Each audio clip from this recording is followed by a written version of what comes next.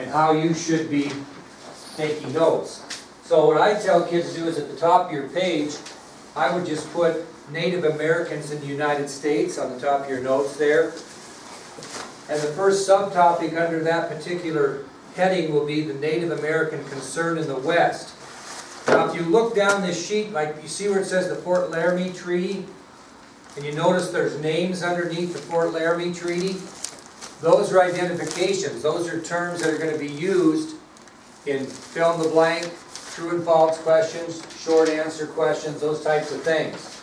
So when I mention that in the lecture, if I was you, I always tell my kids to bring in a highlighter and then highlight that so it's easy to find in your notes when you have the review. So anyway, we'll start out today with Native Americans in the United States. And we're going to give you English class is going to get about a 5-day lecture on this. And the history class is going to get a 3-day lecture on it. But anyway, it's an important topic to understand. Now we do not, this particular area here, do not live in a highly concentrated Native American community base. But where around here is? Riverton, Shoshone, Laramie to a point, but Arapaho in that area over by Riverton and Lander. Okay? And maybe you can kind of get an idea here. But let's talk about the Native American concern in the West. And this all started about the mid-1800s. About 1850 is when there became a serious Native American concern in the United States. And who was concerned about the Native Americans? Our government. Very good, James. Our government was concerned. Now, why do you think we were so concerned about Native Americans in 1850? What was the concern? Revolution, maybe? Well, not so much that. Where was the United? I don't know how much you've had in U.S. history, but where was the United States government and people heading in 1850? West. Okay, westward expansion, manifest destiny. Now, in 1850, as people started to move west, it became a concern because the areas they were moving into were generally used, not owned, but used by Native Americans of all different types. And the reason we became so concerned is that our cultures were so much different. I'll give you an example. Here are some examples of the white man philosophy. Okay? This is the difference between cultures. Number one, and we mentioned this, we were looking at expansion or manifest destiny. We were moving west. People were moving west of the Mississippi River to settle. The east was becoming populated and people wanted a new start and started to move west. So that's the first example of the white man philosophy, was westward expansion, or they termed it manifest destiny. Okay? What else were we doing at this time in the West besides moving there? Well, no, we're moving west to Homestead, but what else is coming with the move west? The building of what? What? Railroads. By the way, railroads. And if you're going to build railroads across the West, you're going to be expanding not only people, but businesses and everything else. Transportation. So what we were doing, if you were in the white man philosophy, is, quote, we were conquering the land. Right? Conquering the land. Now, how did that compare to the Native American philosophy of life? Not very much. Here's some things you need to understand about Native Americans or their philosophy. First of all, they believed in harmony with nature. Nobody owned the land. Okay, it was there for people to use and prosper on. So, Native Americans had a harmony with nature. They weren't land owners. Okay? They actually viewed the land that they used as a gift. Okay, it wasn't a right, it was a gift. So they believed in harmony with nature. The land was viewed as a gift. Also, what's the difference between how about if you have a possessive boyfriend? What does that mean? Girls?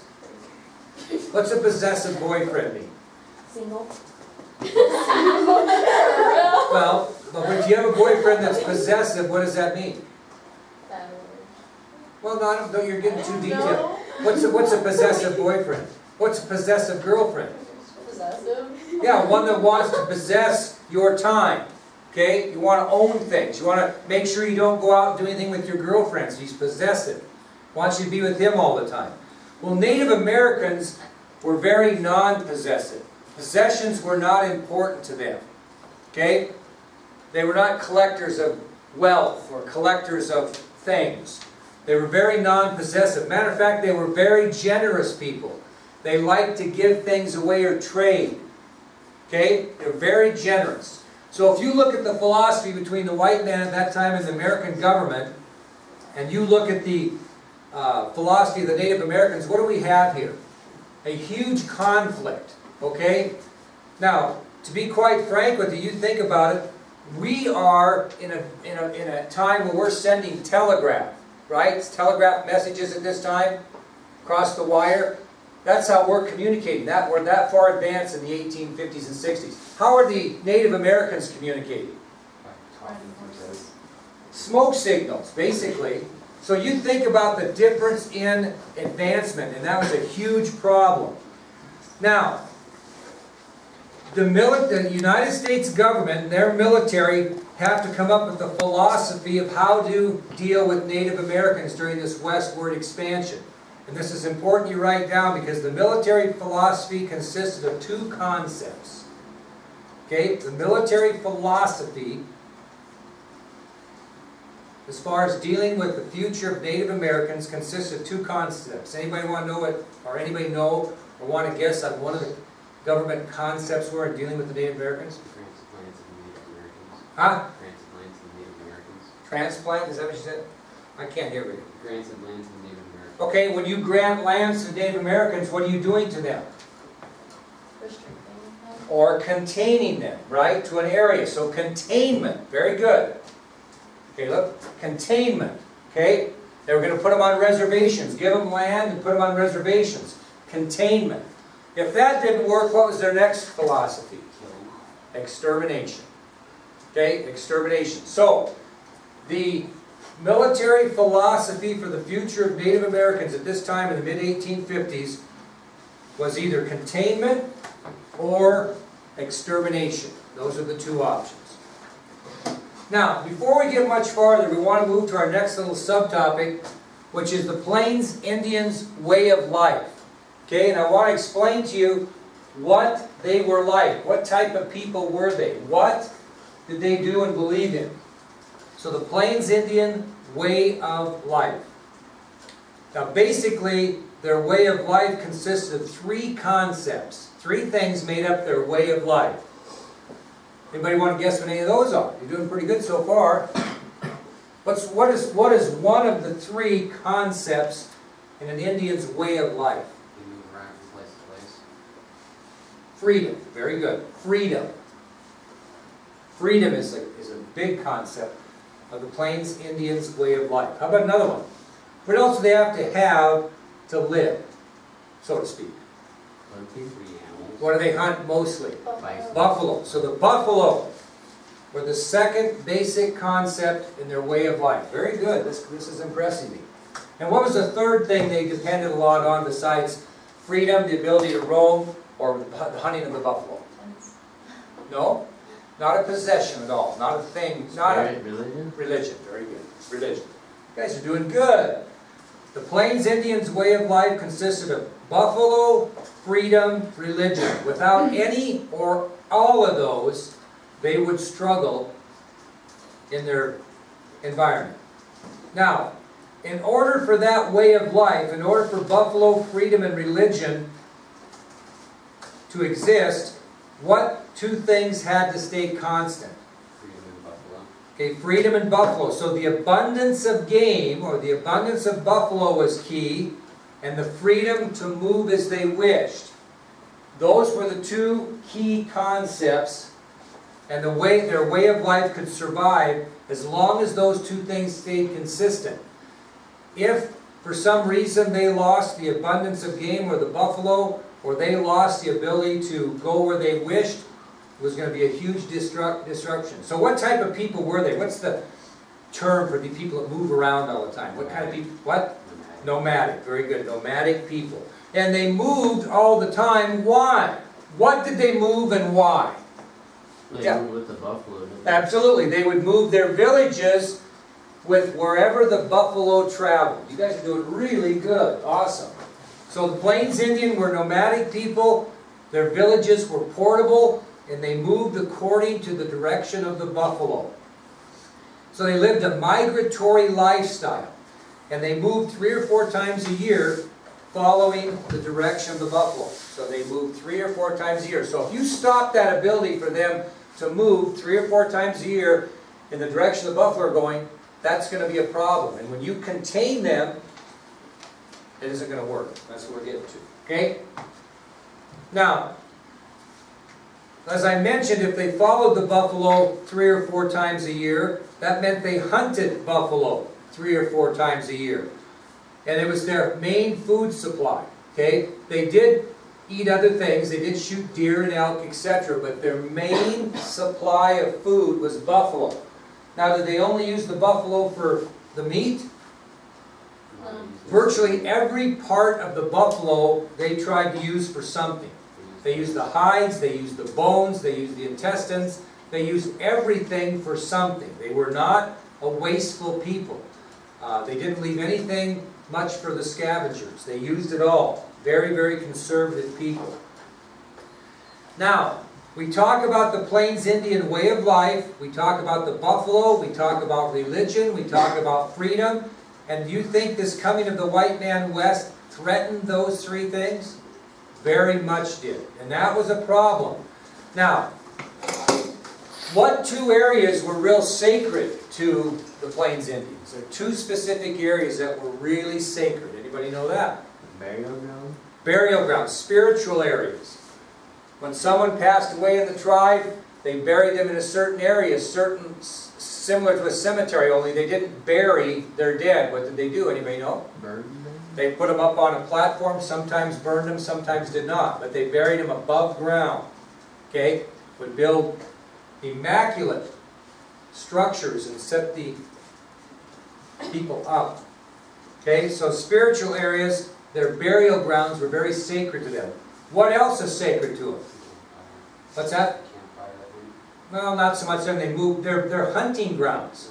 They're territorial a little bit that way. They're hunting grounds.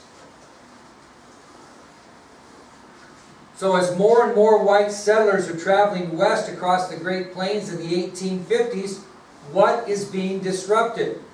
The Plains Indians' way of life. They're going through their prime hunting grounds and disrupting those, and they're going through their spiritual areas, which is disrupting to them as well. Now, where were they going? Where were the 3 main areas they were going, settlers? 3 states. Now, we know states now. California? You say that? Yeah. Okay, how about another couple more? Colorado? Not so much. Texas. Not so much. Oregon? Oregon and Utah. So the 3 main areas, they went other places. But the 3 main areas that white settlers traveled to were California, Oregon, and Utah. And as they traveled to those areas, they're going right through the Plains Indians' prime hunting grounds and their spiritual areas. Without question, going through them.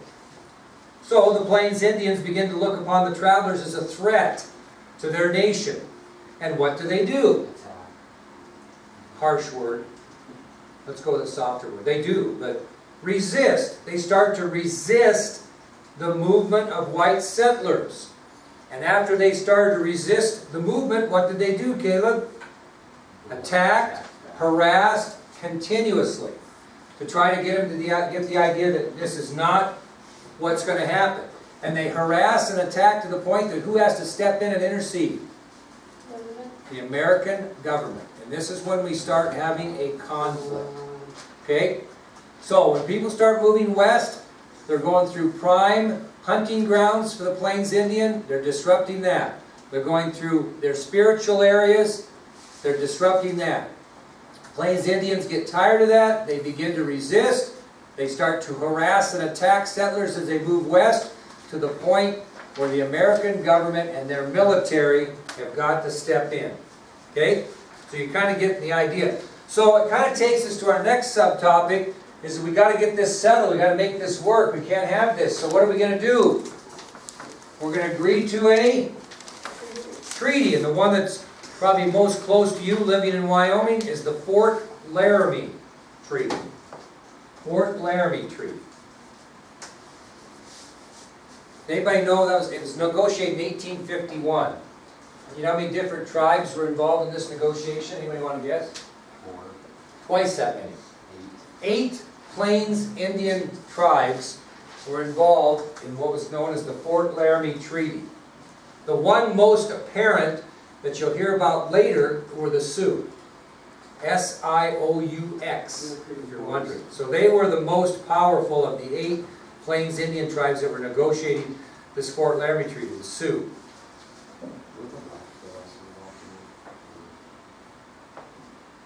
Now, what happened is, by virtue of the Fort Laramie Treaty, the Sioux Indians in particular received $50,000 a year. No, in exchange for 2 things. Okay? The Sioux Indians agreed to take that's a lot of money in 1851, $50,000 a year in exchange for 2 things. So when they get $50,000 a year, what do they have to give up to get that? Anybody want to give me one? Lane, give me one thing that you think that they had to give up or agree to. Not yet. Because they don't own the land. Remember? Native Americans don't feel like they own the land. So they would never give up land because it didn't belong to anybody. What would they agree to do? Think, Lane. What do you think, Lane? What? No? Relocate. What'd you say? Relocate. No? Good. These are good guesses. What did you say? What's the big concern here? Safety of travelers westward. So they guaranteed not to harass and attack the settlers going westward. Very good, Billy. So that's one thing they did. Now the other one might be difficult for you to figure, but you're kind of close. You said give up land? Kind of. What they did is they agreed to allow the government to build forts in selected areas along the trail from east to west. So for $50,000 a year to the Sioux, they agreed to quit harassing and quit attacking white settlers moving westward, and they also agreed to let the government build forts along the western trails that were taking people west. And we'll talk about those forts a little bit later. Okay? Now, from 1851 to 1865, during that 14-year period, the federal government gave the Plains Indians $50,000 a year in exchange for those 2 things. That worked real well for 14 years. From 1851 to 1865, the federal government lived up to their end of it and paid the Indian tribes those annual payments, and the Plains Indians upheld their end of the agreement and allowed safe passage west for the travelers and let them build the forts along western trails. But what happened in 1866 in history that has really nothing to do with this, but it happened, but it's going to affect this. Think about history. You guys took history. What happened in what event occurred in 1866? Was it the gold rush? Not yet. Civil War. It happened actually. What happened to the Civil War in 1866, James? Indeed. It ended. So when people quit fighting the Civil War, what did they start doing? Where? Westward.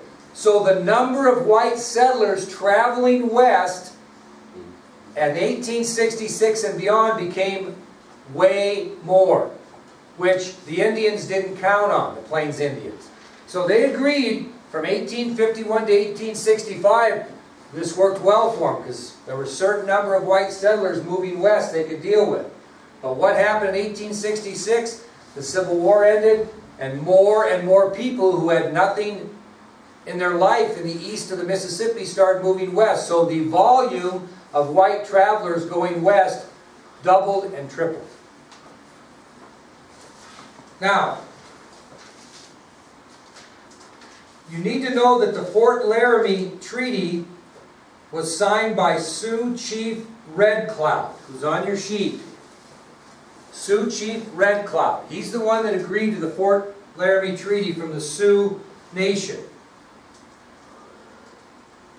And all the other powerful Sioux chiefs, which we'll mention in a minute, were okay with that treaty until what? Until the Civil War ended, and more and more and more and more white settlers started to move west. Well, after the Civil War, Sioux chiefs Sitting Bull, Crazy Horse, and Gall all chose no longer to live up to the Fort Laramie Treaty. They said they were not going to do it anymore because of the number of settlers coming. So after the Civil War, even though Chief Red Cloud signed the Fort Laramie Treaty, Sioux chiefs Sitting Bull, Crazy Horse, and Gall, which are all on your sheet, made the stand that they would refuse to abide by the Fort Laramie Treaty from that point on.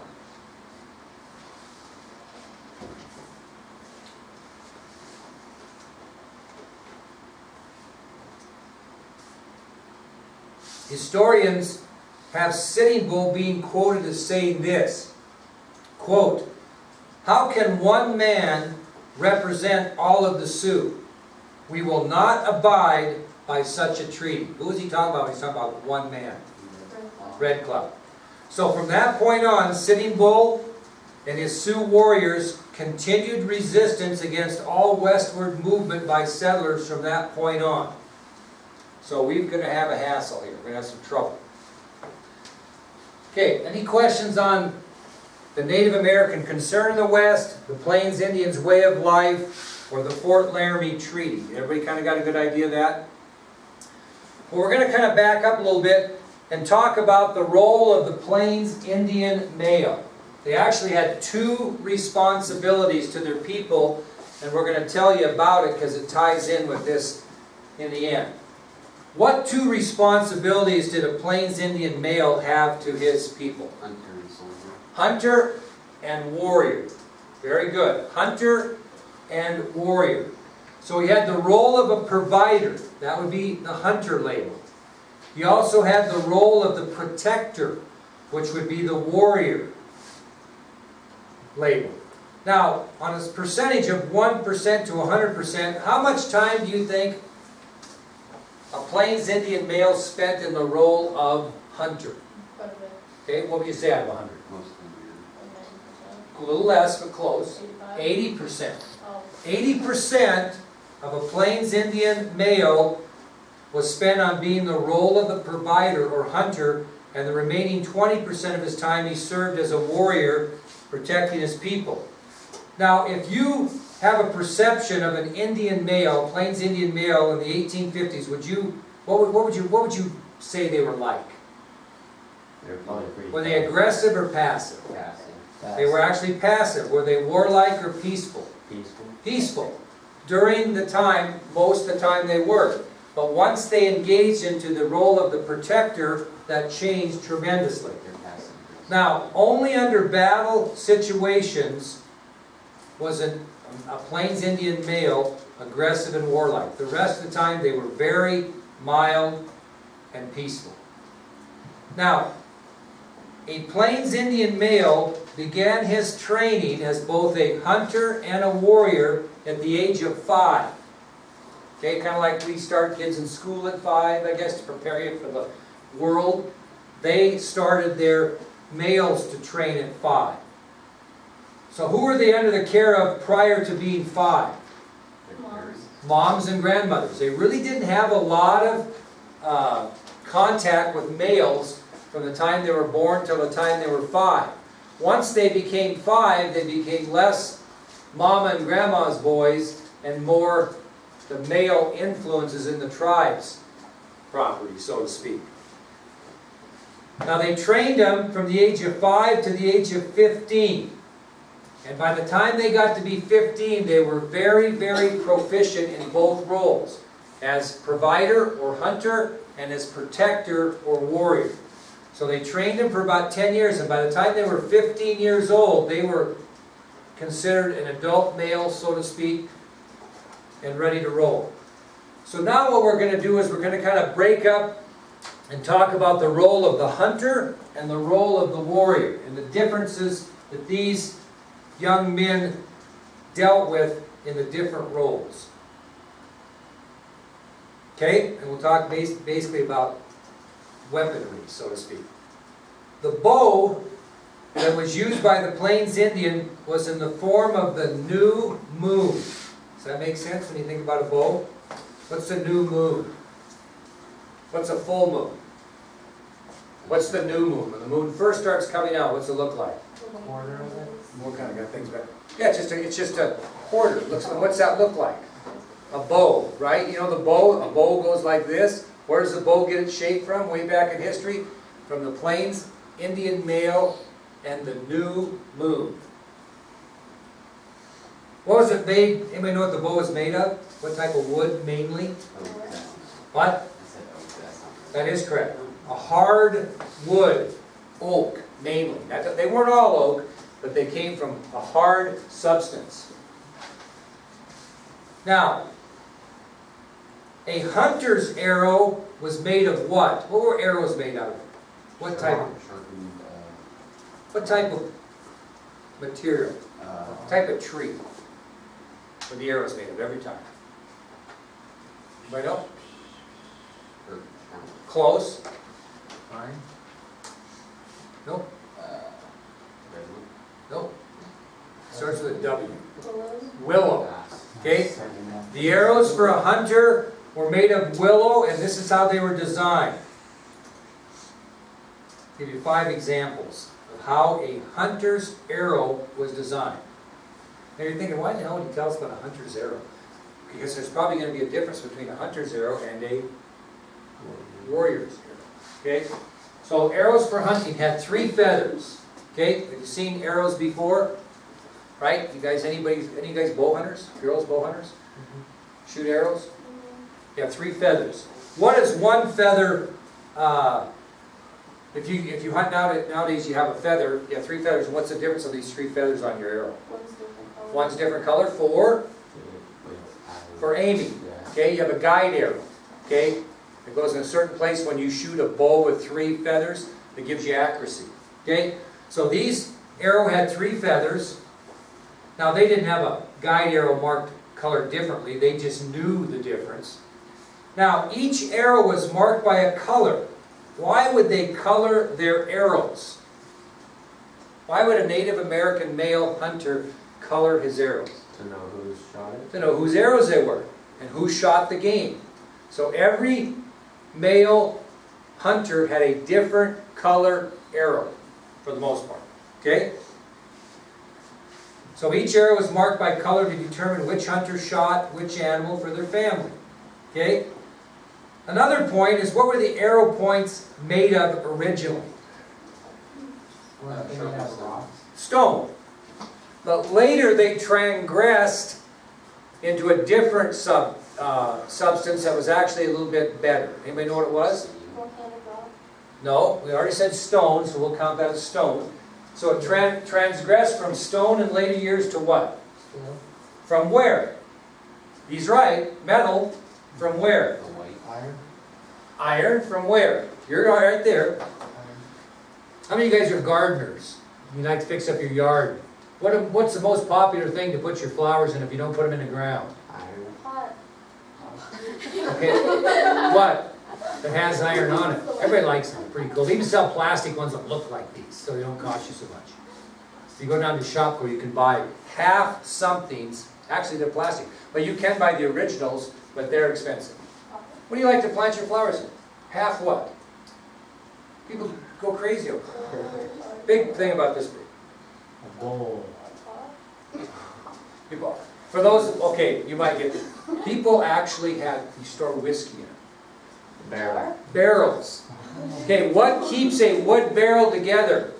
Oh, those Metal metal, strap. those metal bands. It's a metal band. Barrel hoop iron is what it's called. That's what these arrow tips became transgressed from stone to barrel iron, barrel hoop metal.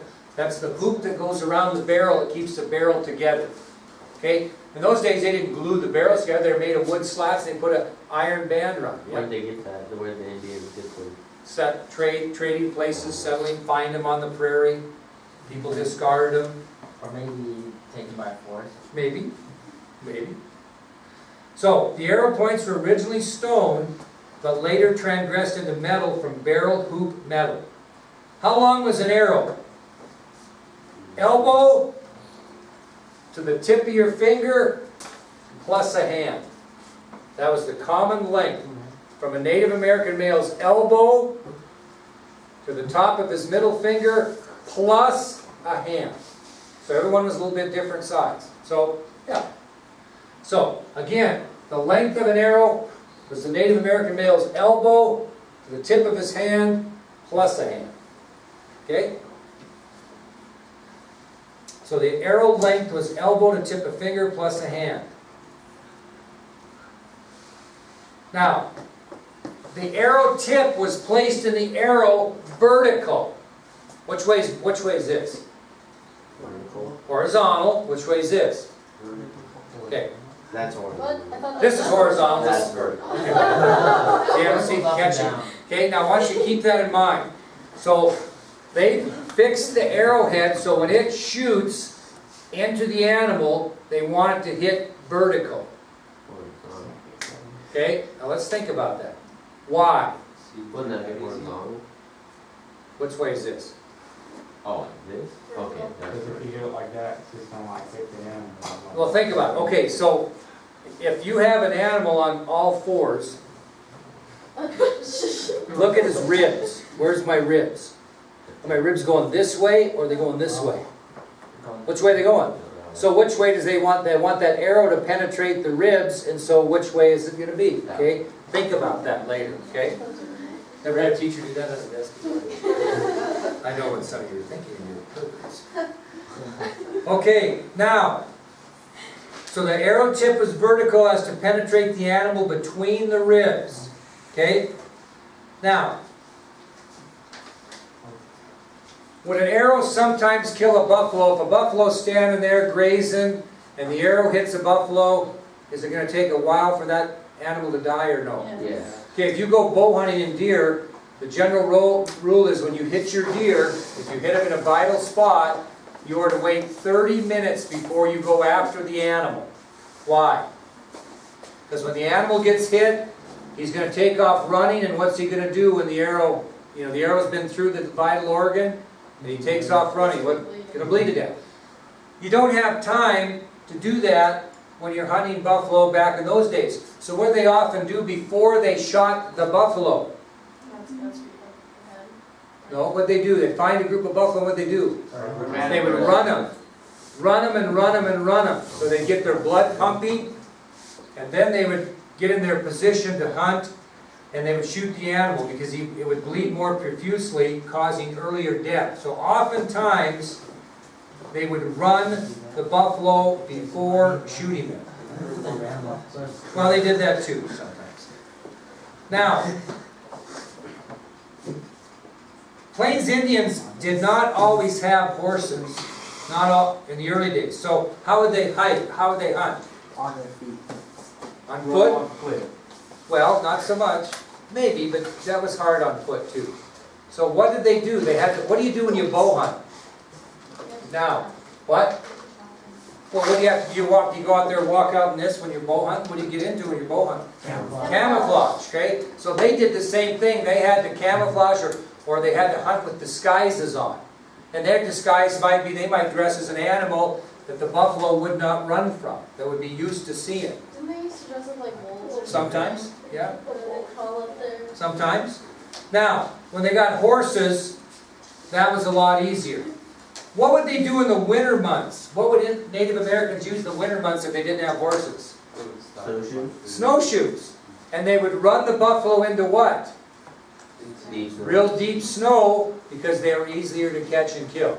Now when horses came about, it became a whole different game, because as James said, they would often run them right off a cliff, a buffalo jump. Just run them I off. said that. Yep. Or did you say it? Anyway, they'd run them right off a cliff.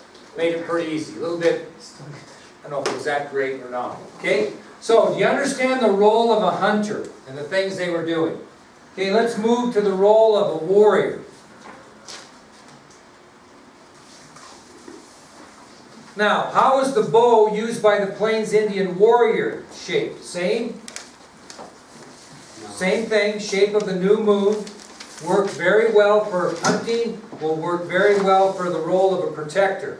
So the bow is exactly the same, it's in the shape of the new moon, it's made from hardwood, most often oak.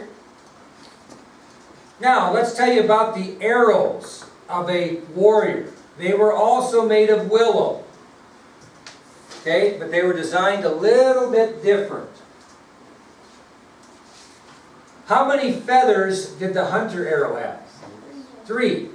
How many feathers did the warrior arrow have? 2. Why? Do you need a guide out? Okay, if you're hunting, you need to make sure, I'll put this a bad analogy, but I'll give it a shot. Okay, if you're hunting with a single shot pistol, you're going to be more accurate than if you're hunting with a machine gun, correct? Okay, same concept. They were not interested in accuracy when they were doing the role of a warrior. They were interested in what? Number of arrows shot in the general direction. Okay, it would be the same thing hunting with a single shot gun. You'd have to be a lot more accurate than if you were hunting with a machine gun. Okay, that's why we don't go to war with single shot guns. Now, when you were in the Revolutionary War, they had to shoot, put another ball in and shoot, had to put another ball in and shoot, took forever. Went all the way through the Civil War. What came into being in the Civil War that really helped the North and gave an advantage? The Spencer or Henry repeating rifle, where you could shoot several shots in succession. Well, this concept goes way back to the role of the warrior. They only had 2 feathers in their arrows because it made it easier to fire at a rapid rate of speed. They didn't need to find a guide arrow. They were more interested in number of arrows shot than accuracy. Now, also, would a feather fly faster or slower with less feathers? Faster. Okay? Now, the 2 feather arrow points were also made of stone originally, and they were also transgressed into metal from barrel hoop metal. Same thing. The size of the arrow, the 2 feather arrow, was exactly the same as a hunting arrow, elbow to the tip of the finger plus a hand. But how was the 2 feather arrow tip set in the arrow? Vertical. The other one was vertical. This is horizontal. When you're shooting at a man, which way are my ribs now? Are they this way or this way? That's the difference. Okay? Because the target was the same. Okay? Now, the average Plains Indian warrior, this is what he was equipped with when he went into battle. This is before they had gotten possession of rifles or pistols. They had a bow, usually 100 arrows. What else would they have with them? Hatchets. What? Like those little hatchets. Nope, not so much. I'm talking about equipment, war equipment. Bow, 100 arrows, no axe. Knife. Knife, dagger. Water. Spear. Spear, a long spear. And how did they protect themselves? What they have, went clear back to the Romans. A bison hide shield. Okay? So your average Plains Indian warrior was equipped with a bow, 100 arrows, a long spear, and a bison hide shield. Does the hide shield work well? Pretty well, yep. Now, when did most Plains Indian warriors get guns? Or they all had them? Not just a chosen few. Where did Plains Indian warriors get guns? Bought them from the white people. The later part of the 1800s they did, but during the Custer fight in 1876, where did most of those come And they from? were all betrayed. Basically taken from someone, taken from victims, okay?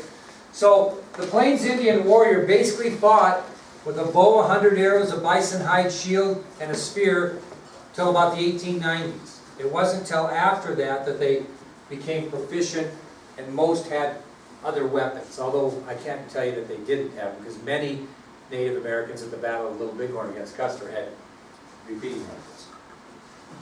Now let's back up a little bit.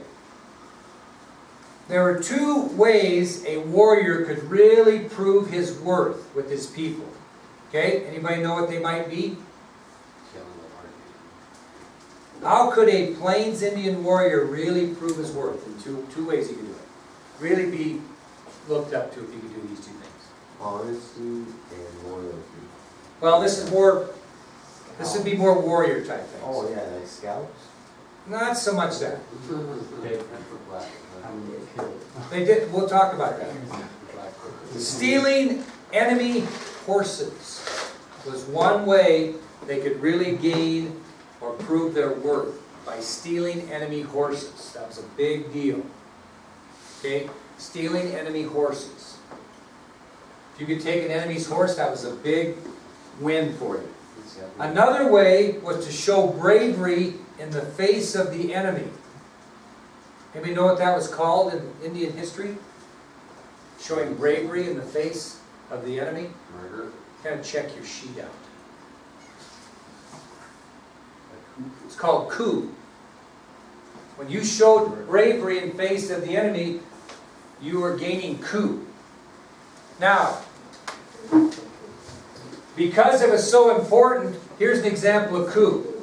I'm fighting against Santos. We're going hand to hand. I even had a thing called a coup stick, where he was trying to kill me and I'd hit him over the top of the head with that coup stick and step back. So being able to go up and touch the enemy and back off, not being harmed, was coup. Showing bravery in the face of the enemy. And I kept track of how many times I did that, and that became known in Indian history as counting coup. You ever heard that expression, counting coup? That was the number of times a Native American male, during the warrior point of his life, whenever he showed bravery in the face of the enemy, that was coup. Each time he did it was counting coup. An example of that is he had a coup stick. It was a stick with a little ball on the end, and during battle, he'd hit his enemy over the head 3 or 4 times, or hit him in the stomach a few times and retreat, then finally kill him and keep track of how many times he counted coup. So a way that a brave could prove his worth was to steal enemy horses and show bravery in the face of the enemy. And showing bravery in the face of the enemy was referred to as coup, and keeping track of how many times you did that in your life was called counting coup. Now, the fight for Plains Indian warriors didn't always just fight white people that had upset them. Who were their first battles with? Each other Indian tribes. And usually the bloodiest battles occurred after one tribe's chief was killed. So if a Sioux chief was killed by a Blackfoot, usually you could plan on a hell of a battle, and a bloody one at that. That was really ugly. So again, fighting first occurred between Indian tribes in the early 1800s, and the bloodiest encounters between tribes usually occurred after a chief was killed. Now, you'll see examples of this if we get to this, or your teachers want to take you, when you talk about the Battle of Little Bighorn. During these bloody battles between tribes, the dead were often scalped and mutilated beyond recognition. All of them. I'll give you an example, jumping way ahead. George Custer's brother, Tom Custer, was with him at the Battle of the Little Bighorn. Okay? He was so badly mutilated by the Sioux, the only way they could identify him was a tattoo that he had on his body. That's the only way they even knew who he was. He was that badly mutilated. Now, this was very common in the battles with the military. Scalping and mutilization was just common.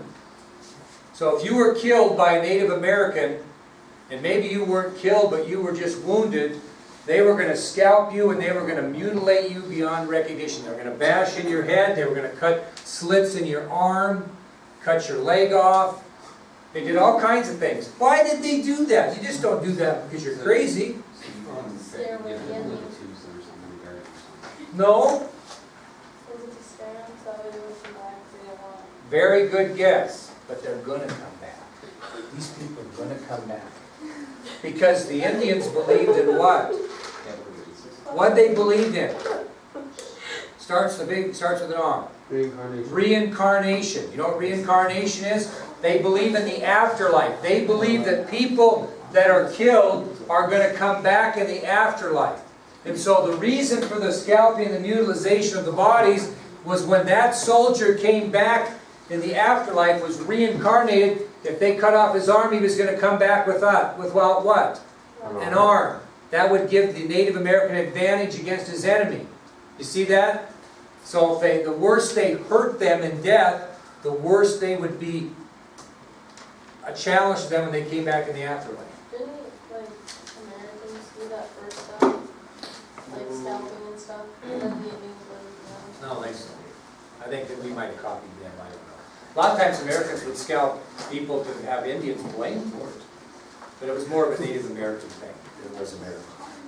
Okay, now, before going into battle, Plains Indians looked to religion for strength. Okay, if they knew a big battle was coming, they went the religious route. And a chief or a warrior would look to their god, who was known as what? What is their god known as? The Great Spirit. So prior to a battle, Native American chiefs and Native American warriors would pray to the Great Spirit. That's what they called their god. And they would look for direction. They would look for the Great Spirit to give them direction or advice on what to do in this battle. So basically they would drink pure alcohol and smoke peyote, which is sort of like marijuana, hashish, and they would have a vision, which was what? A dream, an hallucination, whatever you want to know. They would look to the Great Spirit, they would take their medicine or their beverages, etc. They would do their thing, and they would have a vision. It was basically a dream of what was to be in the upcoming encounter of both the rivals. Sitting Bull, prior to the Battle of the Little Bighorn in Montana, had a vision, and he could see soldiers dropping from the sky in this dream or vision. And he actually carved that on an army kettle. And he actually painted that on a canvas prior to the battle. His view of what that vision showed. Soldiers falling from the sky. And that's kind of what the battle turned out.